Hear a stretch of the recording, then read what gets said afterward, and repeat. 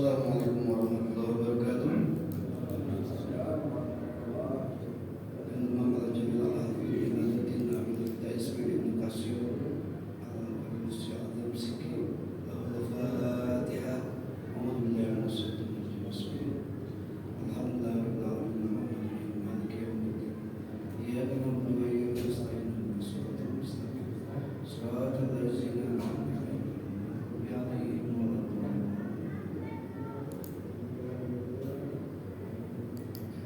Alhamdulillah wa kafa wa salatu wa salamu ala hadin nabil mustafa wa ala alihi wa sahbihi al-sabri wal wafa. Asyhadu an la ilaha illallah wahdahu la syarika lahu wa asyhadu anna Muhammadan abduhu wa rasuluhu al-mustafa. Fa ya ibadallah ittaqullaha haqqa taqwa fi al-jannati 'a'idat liman ittaqa. Hadirin kaum muslimin rahimakumullah, puji dan syukur kita panjatkan kehadirat Ilahi Rabbi Allah Subhanahu wa taala yang memberikan keringanan ketika kita melaksanakan ibadah. La yukallifullahu nafsan illa wus'aha. Dulu waktu Nabi SAW kita seharusnya dikenai kewajiban sholat 50 waktu. Kemarin kita jelaskan sholat itu dan asal kata dari wasola yasilu silatan bahwa sholatun, artinya terhubung. Jadi harusnya kita sehari itu terhubung dengan Allah selama 50 waktu seharusnya. Bayangkan Pak, 50 waktu itu kalau dulu mungkin kita harus terhubung dengan Allah sehari itu sama dengan 5 jam. Seperlima waktu kita harus terhubung terus dengan Allah melalui sholat. Tapi karena ada bentuk konfirmasi, mungkin juga semacam protes dari Nabi Musa, ya bolak-balik Rasulullah, akhirnya kita bukan sholat 50 waktu tapi 5 waktu. Berarti kalau 5 waktu itu taruhlah satu waktu itu 5 menit, sholat isya, maghrib, subuh 5 menit lah ya, taruh paling sedikit. Berarti satu hari berapa menit? 25 menit. Kita bulatkan aja 30 menit, setengah jam. Allah cuma minta setengah jam kita terhubung. Nah sekarang banyakkan kita terhubung dengan sosial media atau dengan Allah, itu masalahnya. Kita lebih banyak terhubung dengan apa ya kan? Lebih banyak terhubung dengan internet dan sebagainya daripada terhubung dengan Allah Subhanahu wa taala. Bahkan ketika sholat pun kita kadang-kadang tidak terhubung, Pak. Paling terhubungnya sebatas Allahu Akbar. Udah gitunya, udah pikirannya kemana-mana. Berarti udah tak terhubung lagi. Berarti sudah Allah kasih diskon dari 50 waktu ke 5 waktu. Satu waktu aja kita kadang-kadang tidak terhubung. Dan bahkan ada seseorang yang sholat dari mulai takbir sampai salam itu tak ingat apa-apa. Ingatnya dunia saja. Namun dibilang subhanahu dibilang. Kalau waktu kecil wajar Pak, tapi kalau udah tua kayak gini itu kurang ajar namanya Pak ya. Jadi mudah-mudahan dengan keringanan Allah atas ibadah kita, la yukallifullahu nafsan illa wus'aha, mudah-mudahan kita bisa memaksimalkan ibadah. Jangan sampai diberi hati pingin jatuh, kan begitu. Jangan sampai sudah disimpel 5 waktu masih saja selama 5 waktu itu tak bisa terhubung dengan Allah. Maksudnya tak bisa khusyuk. Begitu ya. Makanya salah satu supaya khusyuk dalam sholat, salah satunya adalah dengan mencari ilmu atau talabul ilmu. Salawat dan salam semoga limpahkan kepada junjungan kita Habibana wa Rasulana Sayyidina Muhammad Rasulullah SAW. Allahumma sholli ala sayyidina Muhammad wa ala sayyidina Muhammad. Hadirin kaum muslimin rahimakumullah, minggu kemarin kita telah menyimpulkan daripada surat Al-Baqarah dari ayat 1 sampai ayat 4 kalau nggak salah ya. Jadi Al-Baqarah itu dari 1 sampai 5 tentang orang-orang yang beriman, dari 6 sampai 8 tentang 6 dan 7 tentang orang-orang kafir, dari 8 sampai 20 itu tentang ayat-ayat munafik. Dan kita masih sampai kemarin kalau masalah walladzina yuqimuna sholata wa mimma razaqnahum yunfiqun. Insyaallah malam ini kita akan membahas tentang walladzina yu'minuna bima unzila ilaika wa ma unzila min qablik. Yang pertama, wallazina yu'minuna bima unzila ilaik. Kemarin kita membahas prosedur takwa. Orang yang bertakwa itu yang pertama yaitu alladzina yu'minuna bil ghaib. Berarti iman kepada alam gaib, ya, termasuk ya yang maha gaib dan Allah yang menciptakan yang gaib-gaib, begitu. Yang kedua, wa yuqimunas shalah, orang yang mendirikan sholat, bukan tukang sholat tapi mendirikan sholat. Yang ketiga, wa mimma razaqnahum yunfiqun, dan orang yang menginfakkan harta bendanya. Nah, yang keempat, ini yang keempat ya, wallazina yu'minuna bima unzila ilaik, yaitu orang-orang yang mengimani apa-apa yang diturunkan kepada engkau ya Muhammad sallallahu alaihi wasallam. Kita sudah bisa menebak ya Pak ya, ma unzila ilaik kira-kira apa Pak? Kita beriman terhadap apa yang telah aku turunkan kata Allah kepadamu ya Muhammad SAW. Yang diturunkan kepada Nabi apa Pak? Al-Quranul Karim. Nah itu ya. Jadi itu. Jadi yang keempat, kita wajib beriman kepada apa yang telah diturunkan. Nah cuma ada yang ganjil Pak. Ada yang ganjil di sini. Walladina, mohon dikoreksi takut tulisannya salah. Walladina yu'minuna bil alladina yu'minuna bima unzila ilaik. Betul ya Pak Imam? Ya. Satu lagi. Satu lagi apa? Bukan. Walladina unzila ilaik wa ma unzila min qablik, ya. Wa ma unzila min qablik. Isinya jelas. Wa ma unzila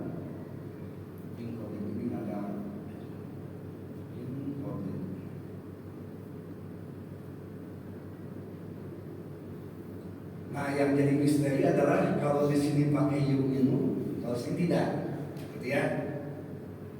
Nah, gitu. Baik. Ciri takwa atau unsur takwa yang keempat adalah orang-orang yang beriman kepada Al-Quran. Itu maksudnya, secara simpelnya. Apakah kita percaya sama Al-Quran? Sudah jelas ya. Kita percaya sama Al-Quran. Cuma masalahnya bima apa-apa unzila ilaik, yang telah diturunkan kepada engkau Muhammad sallallahu alaihi wasallam. Di sini Pak, yang dimaksud orang-orang yang percaya sama Al-Quran seperti yang kemarin saya sampaikan. Kenapa harus percaya? Yang pertama kan Allah memerintahkan kita percaya saja dulu, kan begitu. Imani saja dulu. Nanti suatu saat itu akan terbukti. Dan kemarin kita sudah absen kan, kita buktikan segala macamnya ya. Fenomena-fenomena alam yang ditemukan oleh sains dan teknologi itu ternyata terbukti dengan kebenaran Al-Quran. Seperti halnya kemarin kita ceritakan bahwa ayat laki-laki dan perempuan ada 23. Ayat tentang laki-laki ada 23. Ayat tentang perempuan ada 23. Ternyata kromosom pria dan perempuan itu ada 23. 46 jumlahnya. 46 itulah yang membentuk daripada kelahiran manusia. Kromosom itu maksudnya DNA. Silahkan cek dalam ilmu medis. Pasti itu 23. Laki-laki 23, perempuan 23. Dan banyak sekali kemarin saya sampaikan bagaimana kita tak percaya Al-Quran sedangkan bukti-bukti nyata sudah tergambarkan, kan begitu. Nah sekarang maksud walladzina yu'minun di sini saya sudah bilang ini unsurnya ada dua. Selain yu'minun, selain percaya, ya selain percaya juga diiringi dengan amal soleh. Itu maksudnya. Kalau dalam kalimat ini, walladzina yu'minuna bima unzila ilaik, maksudnya adalah ketika kita mempercayai Al-Quran yang diturunkan oleh Allah kepada Rasulullah, bukan sekedar percaya tapi mengamalkan isi Al-Quran, gitu maksudnya. Itu kalimat walladzina yu'minuna bima unzila ilaik. Bahkan bukan sekedar mengamalkan, Pak. Bahkan kata Nabi, al-munazzalu ala Rasulullah SAW al-muta'abbadu bitilawati, kitab yang diturunkan kepada Nabi yang menjadi dan dapat jadi pahala ketika membacanya. Saya mau tanya, baca buku sejarah berpahala tidak, Pak? Saya yakin tidak. Mungkin bukunya mubah al-aslu fil asya al-ibadah. Membaca buku-buku yang lain biasanya ya udah hukumnya standar dunia gitu ya. Tapi kalau membaca Al-Quran, satu huruf itu sama dengan 10 kebaikan.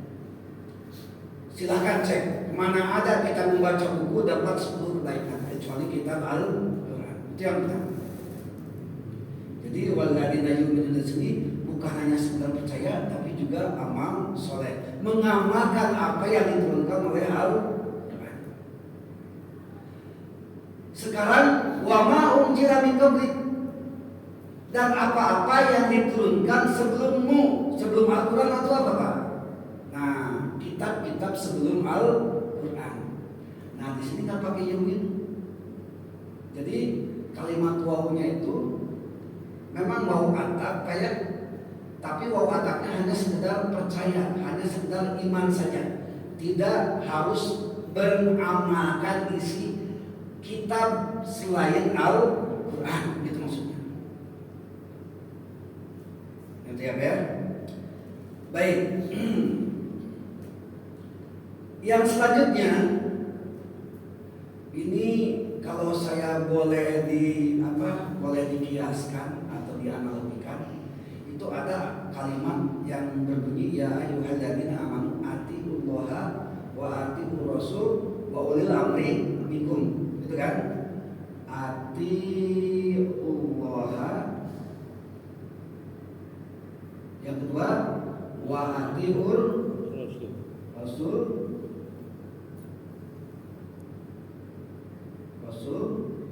yang ketiga wa ulil amri minkum. Orang-orang yang memang taatlah kepada Allah, taatlah kepada Nabi, kepada Rasul, taatlah kepada pemerintah, begitu kan dalam Al-Quran. Allah ada atiunya, taat. Rasul ada atiunya, taat.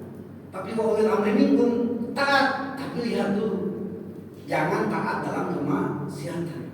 Kalau taat Allah sama taat Rasul pasti tidak maksiat. Kalau tak percaya silakan, mana ayat Al-Quran, mana hadis yang menunjukkan Allah atau Nabi menyuruh maksiat. Tapi kadang-kadang raja, pemimpin, pemerintah, kadang-kadang ada institusi yang mengandung unsur maksiat. Terkadang ada, namanya juga manusia. Cuma kalau dibandingkan antara punya pemimpin dan tidak, tetap lebih baik punya pemimpin. Lebih baik punya pemimpin zalim, pemimpin jahat, daripada tidak punya pemimpin sama sekali. Kalau pilihannya seperti itu, pemimpin wajib. Cuma di sini ayatnya, kalau taat kepada Allah itu mutlak, wajib tak? Kepada Rasul wajib tak? Tapi kalau kepada ulama lain lagi. Lihat kebaikan atau tidak. Kalau unsur maksiat tak usah. Misalnya melalui keputusan pemerintah, masyarakat diwajibkan untuk memasang judi bola. Nah, itu jelas tak boleh. Oleh amri minkumnya tak benar. Karena nggak ada kalimat atiku. Demikian juga di sini, yu'minuna bima unzila ilaik wa ma unzila min qablik. Yu'minunya tak ada. Jadi hanya sekedar percaya saja kitab-kitab sebelum Al-Quran. Itu untuk sementara ya, Pak ya. Baik, nah selanjutnya yang kedua. Coba perhatikan, Pak. Secara logika, kan ciri takwa itu pertama iman kepada alam yang gaib. Yang kedua melaksanakan atau mendirikan sholat. Yang ketiga, menafkahkan zakat, sedekah dan segala macamnya. Yang keempat, iman kepada Al-Quran. Sebetulnya sampai situ sudah cukup. Ini kan bukan masa lalu kan? Nah gitu ya. Tapi kenapa Allah mencantumkan wa ma unzila min qablik? Sebetulnya itu urusan Allah wa ala min qablik. Kita tetap samina wa ata'na, kita tetap beriman. Cuma supaya kalau ada sebagian dari kita ada yang penasaran, kenapa harus ditambahkan wa ma unzila min qablik? Jadi ceritanya begini Pak. Ketika Nabi dijadikan atau diangkat menjadi utusan Allah, Rasul, pada usia 40 tahun, Nabi itu menghadapi dakwahnya dua objek, Pak. Jadi menghadapi dakwahnya dua objek, dua sasaran. Yang pertama, objek dakwah Nabi adalah penganut kepercayaan, ateisme, politeisme, terus apa yang mempercayai benda-benda itu, animisme, dinamisme itu yang pertama. Dan ketika Nabi berdakwah, objek yang pertama itu pas ketika Nabi di Mekah. Karena periode Nabi ada dua kan, ada periode Mekah, ada periode Madinah. Coba lihat, orang-orang kufar Mekah, orang-orang daerah Mekah rata-rata apa yang disembah Pak? Berhala kan? Lata, Uzza, Hubal. Pokoknya zaman Nabi sebelum diangkat itu di Ka'bah itu sekelilingnya itu berhala-berhala. Yang paling besar itu 3, Hubal, Manat, dan Lata. Yang itu yang 3 terbesar. Yang lainnya banyak. Mungkin persis seperti agama yang lain, ada dewa, ada Trimurti, dewa Brahma, dewa Siwa, dewa Wisnu, semuanya ada dewa yang lain. Ada dewa Yamesa, ada dewa, dewa macam-macam lah. Sampai dewa 19 itu ya. Tapi kalau dewa 19 bukan dewa ya. Baik, itu yang pertama. Jadi objeknya itu adalah orang-orang atau paham-paham yang sifatnya kepercayaan, nyembah-nyembah. Ini kepercayaan ini, ateisme, animisme, dinamisme, politeisme, itu sifatnya tidak samawi, tidak bersumber dari langit. Langit itu kan bahasa Arabnya samawati, as-samawat. Sifatnya langit berarti samawi, samawiyun gitu. Jadi ini hanya rekaan manusia saja. Karena sumbernya bukan sumber dari langit, bukan sumber samawi. Lawan kata samawi apa? Ardi. Berarti ini agama ardi. Saya tak berani nyebut agama ardi di dunia ini, banyak sekali Pak. Ulang lagi, agama ardi itu banyak sekali. Itu hanya rekayasa manusia disebarkan. Banyak sekali manusia yang yang ikut jadi pengikutnya, ya jadilah agama gitu. Termasuk ateisme. Jadi ateisme itu konsepnya cuma sampai la ilaha, cuma segini aja. La ilaha, tiada Tuhan. Nah itu coba di itu ya, disambungkan ilallah dari muslim ya. Di ateisme sampai la ilaha saja, tiada Tuhan. Nah jadi yang pertama, objeknya itu adalah orang-orang Mekah ketika Nabi diutus. Masa waktunya sampai 13 tahun. Itu yang pertama. Selanjutnya, periode kedua yaitu periode Madinah. Sasarannya, tadi kan sasaran ada 2. Pertama, sasaran orang-orang yang aliran kepercayaan, ya, percaya sama batu, percaya sama patung dan sebagainya. Yang kedua, sasaran dakwah Nabi itu adalah, nah ini Pak, di Madinah. Mereka yang mempunyai agama selain Islam, tapi mereka menduga bahwa itu agama samawi dan dinisbatkan kepada Nabi Ibrahim, Nabi Musa dan Nabi Isa. Nah gitu. Sebetulnya dedengkotnya Nabi Ibrahim, Pak, karena Nabi Ibrahim itu punya istri dua, yang pertama Siti Sarah, yang kedua Siti Hajar.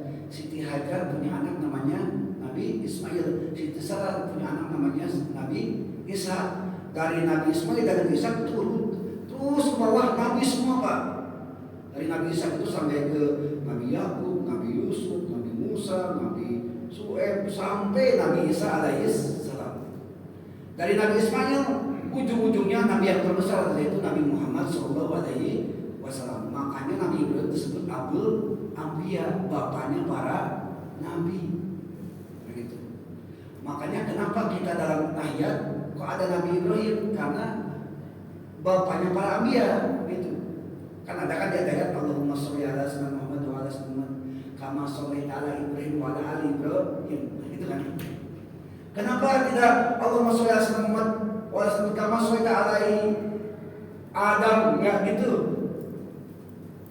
Karena dari mulai Nabi Adam sampai sebelum Nabi Ibrahim itu ada bermasalah. Nabi Adam bermasalah dengan anak-anaknya, kan begitu.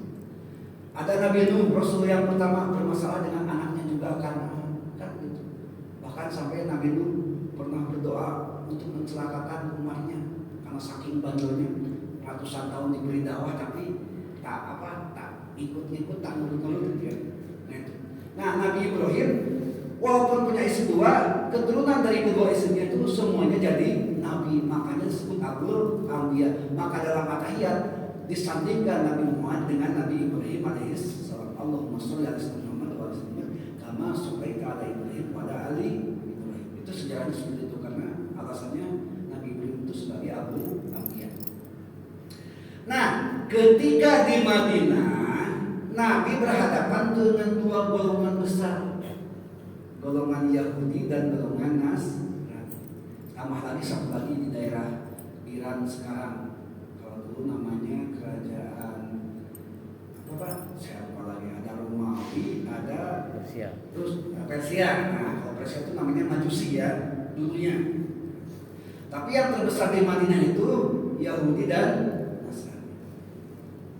Mohon maaf, Yahudi menganggap dirinya agama karena dinisbatkan kepada Nabi Musa alaihissalam dan menganggap Nabi Ibrahim itu Yahudi. Gitu. Karena Abul Anbiya kan bapaknya para nabi. Nasrani pun demikian, Pak. Nasrani menganggap agama karena dinisbatkan dengan Nabi Isa alaihissalam. Nah, apa ya? Menurut pandangan mereka. Baik. Dan kedua agama tersebut itu saling itu Pak, saling memperebutkan Nabi Ibrahim. Kata siapa Yahudi Ibrahim itu Nasrani loh. Kata siapa Nasrani Ibrahim itu Yahudi loh. Coba Bapak tengok dalam surat Ali Imran ayat 65. Ya ahlal kitab lima tuhajjuna bi Ibrahim. Hei ahli kitab. Nah, ahli kitab itu bagi Yahudi dan Nasrani ya Pak ya. Hei ahli kitab, kenapa kau memperdebatkan, memperebutkan status Ibrahim? Kata Yahudi, Nabi Ibrahim itu Yahudi. Kata Nasrani, Nabi Ibrahim itu Nasrani dan sebagainya. Karena sebagai Abul Anbiya, bapaknya para nabi. Jawab sama Allah dalam surat Ali Imran ayat 67.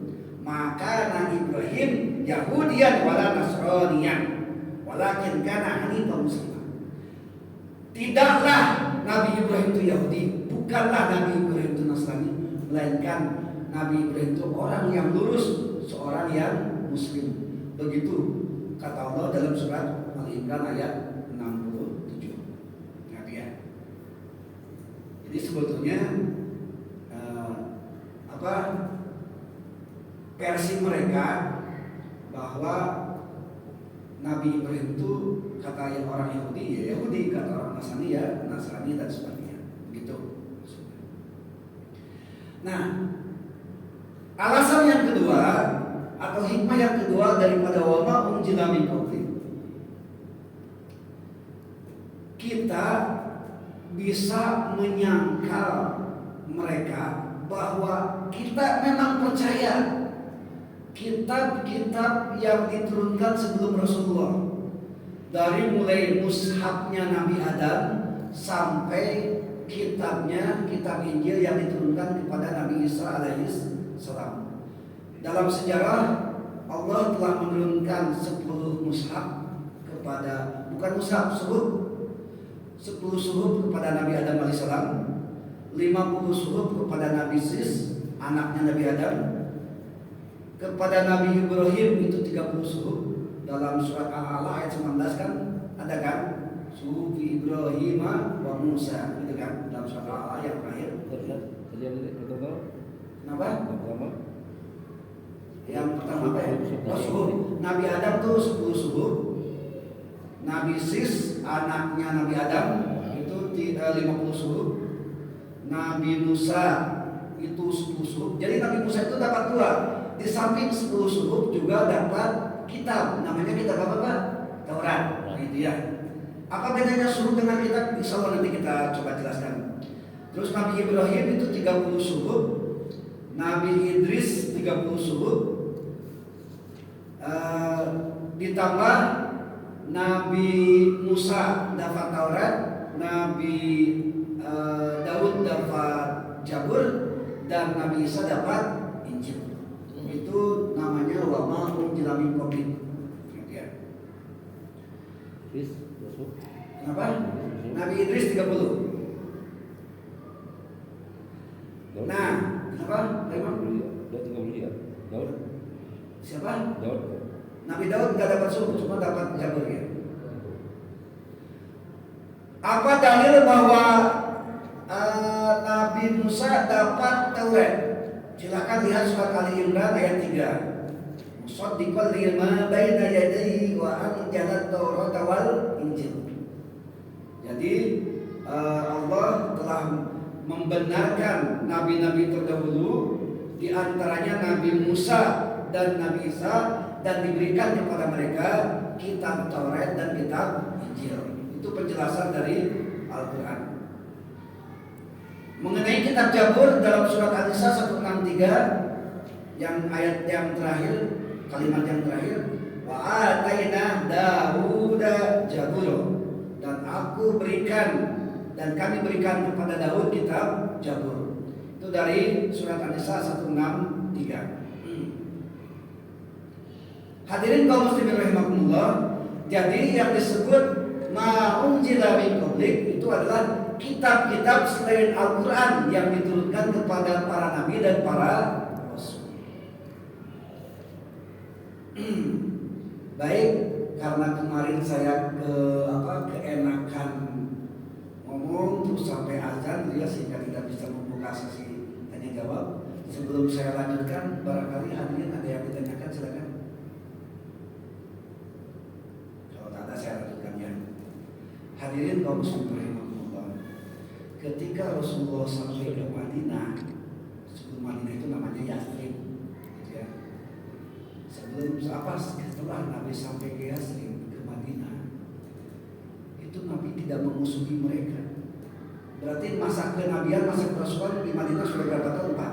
Sudah 14 tahun kan, 13 tahun di Mekah, 10 tahun di Madinah kan. 14 tahun jadi Nabi dan jadi Rasul. Nabi tak pernah bilang sama orang Yahudi, orang Nasrani, kafir, nggak pernah.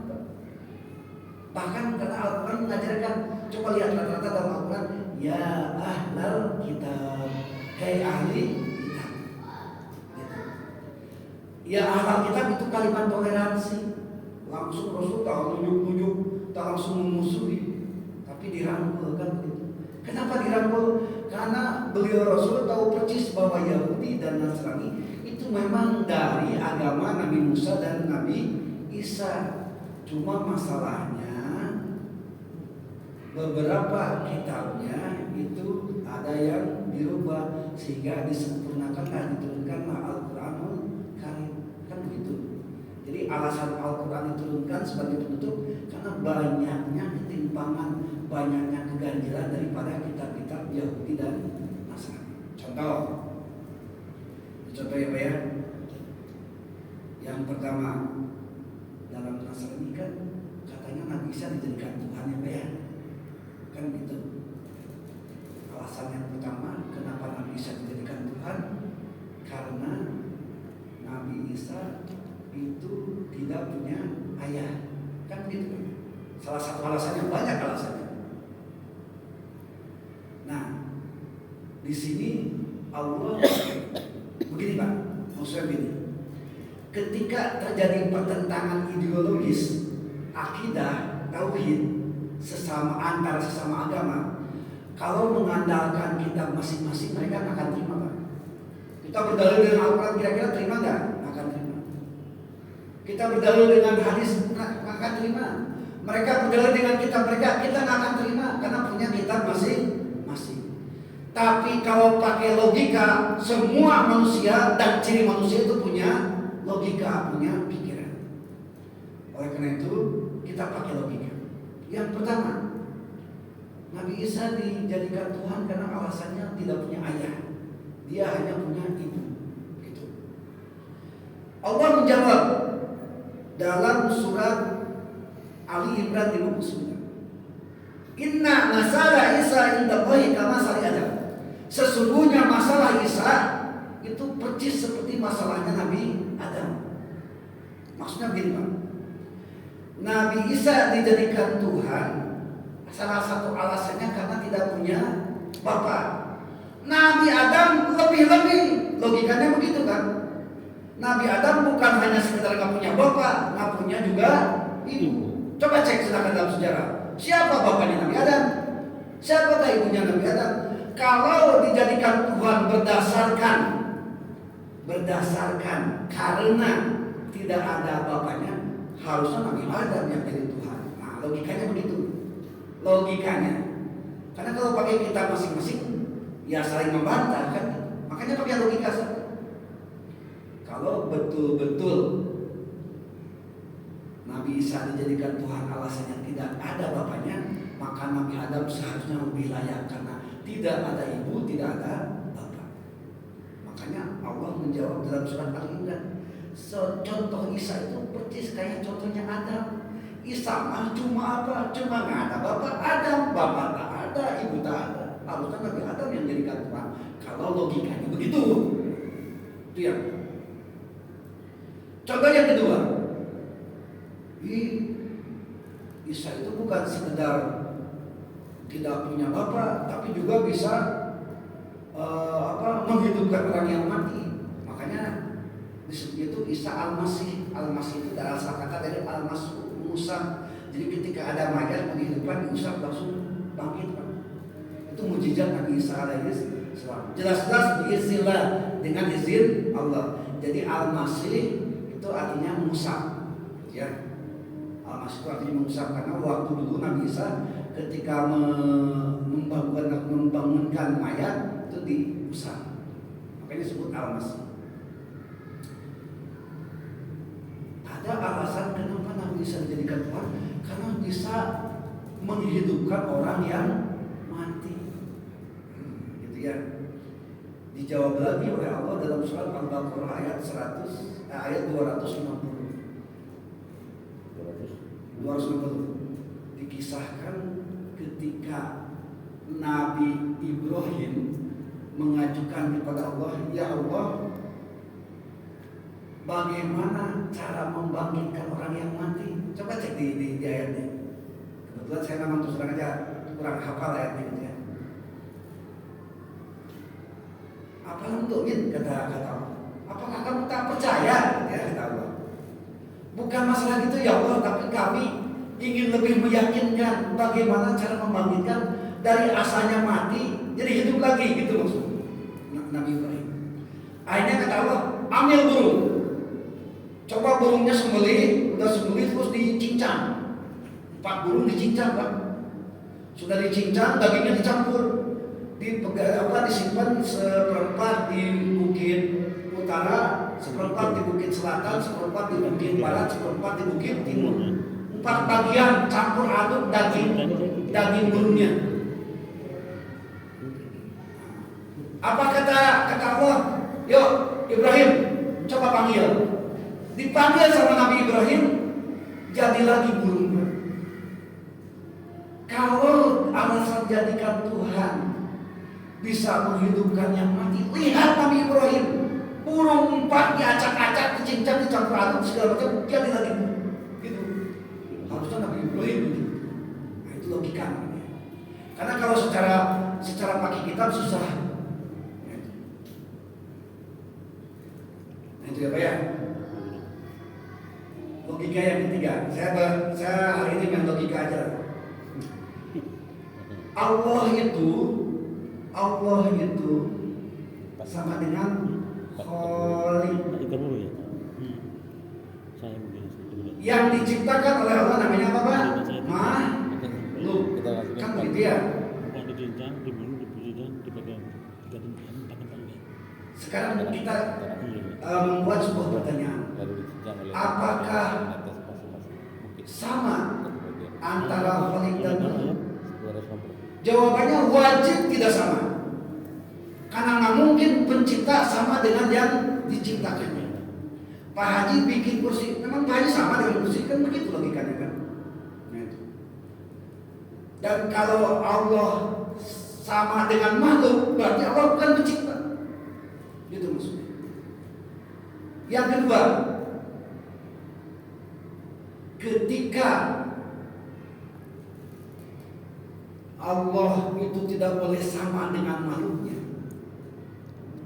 Coba lihat Pak, makhluk itu berpasang-pasangan, ya kan? Laki-laki, perempuan, siang, malam, atas, bawah, kiri, kanan, depan, belakang. Semua makhluk yang di muka bumi ini tak ada yang tunggal, berpasangan semua. Silakan cek. Maka bedanya dari makhluk, Allah itu maha tunggal. Qul huwallahu ahad. Gambarnya seperti itu. Jadi tak mungkin Allah itu punya pasangan, tak mungkin Allah itu nikah, tak mungkin Allah itu kawin, tak mungkin Allah itu punya anak. Itu logika. Kalau Allah sampai nikah, Allah sampai anak punya anak, dan apa? Ada ayatnya dalam yalid walam yulad. Jadi tak mungkin sama. Kalau Allah disamakan berarti apa namanya?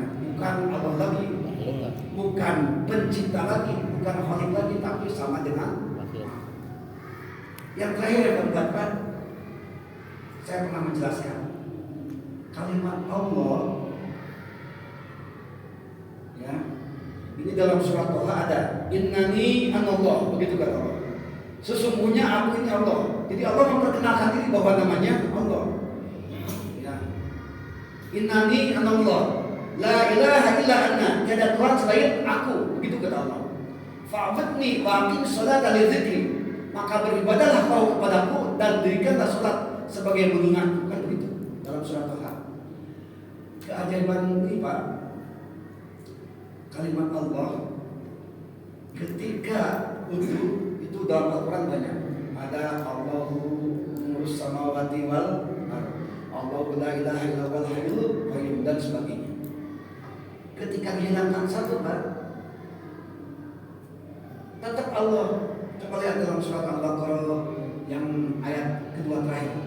Lillahi ma fis samawati wa ma fil kan gitu. Ada kata lillahi ma fis samawati, lillahi ma fis samawati wa ma fil. Kita balikan lagi, hilangkan lagi satu. Lahu kan Pak ya? Ada dalam Al-Quran lahu mulkus samawati wal ardh. Baginya kerajaan langit dan bumi. Lahu di sana adalah tetap kembalinya kepada Allah. Hapus lagi. Tinggal apa Pak? Hu. La ilaha illa iyyahu. Atau dalam ayat kursi Allah la ilaha illa hu. Karena wawunya itu wawu idhofah, wawu yang dibuang ya sebetulnya. Tetap aja bacanya hu. Ini tetap Allah saja. Sekarang dibuang semua. Tidak ada dalam bahasa Arab, tidak, itu namanya gaib. Kembali lagi kepada ciri takwa yang pertama, alladzina yu'minuna bil ghaib. Siapa yang bil ghaib? Allah Subhanahu wa taala. Ini Pak. Sekarang coba misalnya Tuhan kita ngarang, siapa Pak? Bulan. Contoh kalimat aja Pak.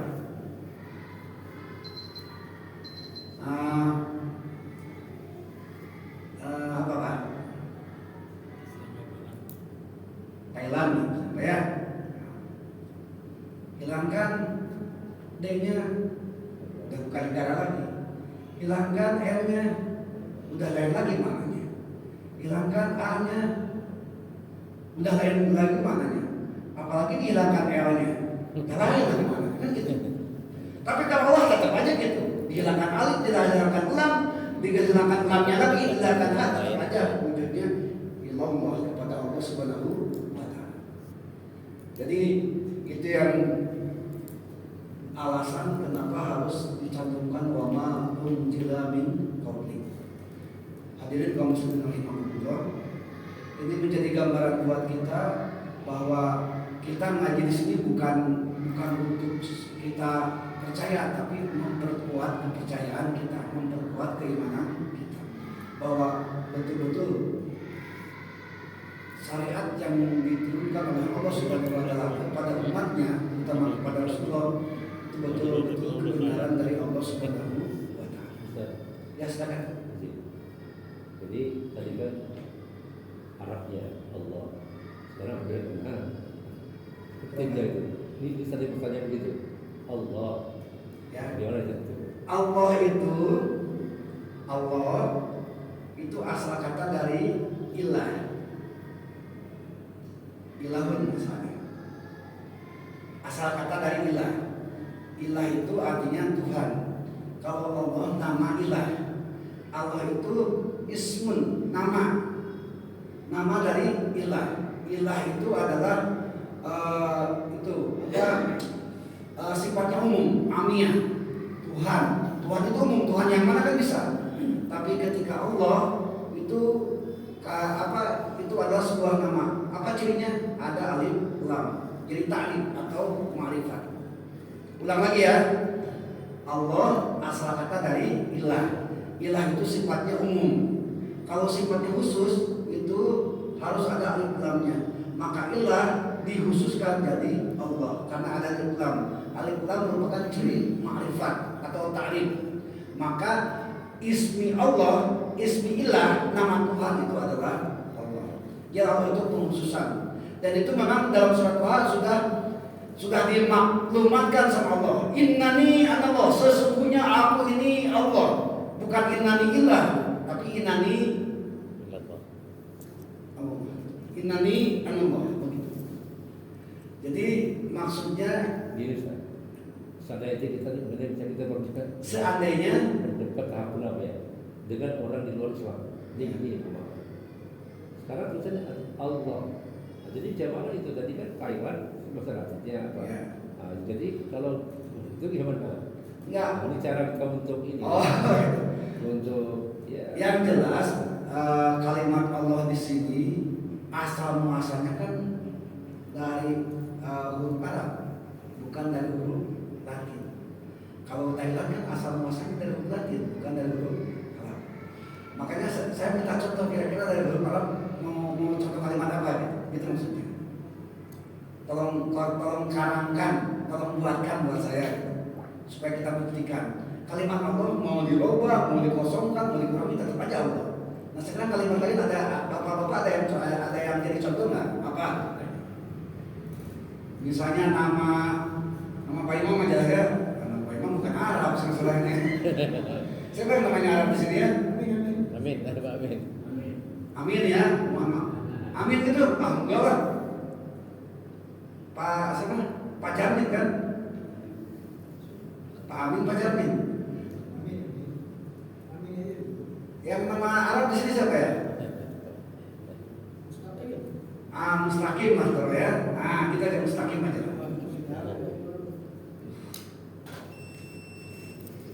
Apa? Nah, sebentar. Mustaqim.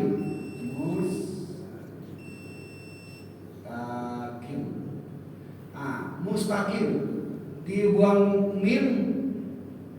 Akan bingung nggak ada maknanya. Jadi Jadi sutakin nantinya. Dihilangkan sinnya, jadi itu kim. Hakim. Nah, takin, dihilangkan tanya, jadi kim. Nah itu jadi nggak ada makna sama sekali. Tapi kalau Allah itu walaupun dihilangkan 1 huruf, 2 huruf, 3 huruf sampai dihilangkan semua, tetap kembalinya kepada Allah. Gitu maksudnya. Kalau masalah tadi Thailand, karena saya tadi kebingungan mau contoh dengan apa. Kalau mau contoh dengan Tuhan mereka kan kita tak enak, takut itu ya Pak RW ya. Jadi jawabannya Ustaz, berarti Allah itu adalah Arab itu aja. Ya emang dari ya, karena di Al-Quran tercantum Allah. Kalau di Yahudi itu Yahweh namanya, gitu ya. Kalau di Yahudi, memang tergantung daripada dialek kitab diturunkan di daerahnya masing-masing. Yang jelas kitab Taurat, kitab Injil, kitab-kitab yang lain sebelum Nabi itu khusus bagi umatnya, bagi Bani Israel atau wilayah sekitarnya. Tapi kalau Al-Quran itu dari mulai Masjid sampai Maghrib, maksudnya adalah seluruh dunia itu dakwah daripada Islam, objeknya gitu ya. Hadirin kaum muslimin rahimakumullah, karena memang terbatas dengan waktu, cukuplah Pak Imam ya. Karena terbatas dengan waktu, mudah-mudahan apa yang disampaikan ada guna dan manfaatnya. Setidaknya walaupun hanya 1 huruf, 2 huruf, mudah-mudahan ini bisa menjadi saksi, ilmu ini menjadi saksi di hari kiamat sebagai pundi-pundi amal ibadah kita. Amin ya rabbal alamin. Sekian dan demikian, wallahu muwaffiq ila aqwamit thariq. Wassalamualaikum warahmatullahi wabarakatuh. Waalaikumsalam warahmatullahi wabarakatuh.